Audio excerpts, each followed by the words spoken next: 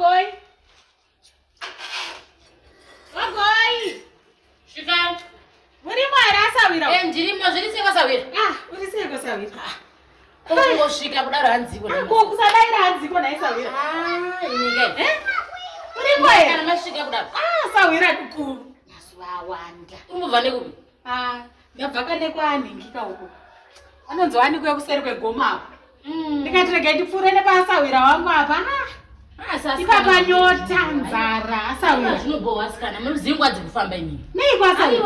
Kota kanganisa papi kwasawira? Ndizvifarire zvangu zvaona uri kuti kokokoko musina nyaya dzisvinhu asawira kutouya kuzokuona asawira.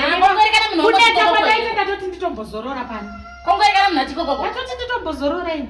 Manje ndina chandikubika ndachirambubika. Kana mukasabika henyu tinodya nyaya asawira. Kudya nyaya makagara kumba pa. Nyaya asawira ko ndakakanisa papi asawira.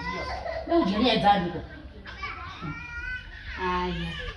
Asawira ini ndatozokuonai. Rega ndichonyatsogara zvakanaka. Ndiri pano. Full time.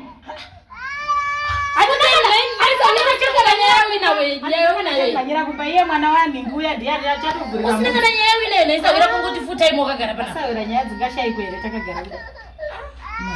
Atimbodzishayi nyaya. Kana tinoi tichitaura kuasawira. Aiwa zvinobohwa. Aiwa kadzi wadivisheni mafuta nebhinzi dziri kuuya kana yasawira. Mamuchiti hapana nyaya.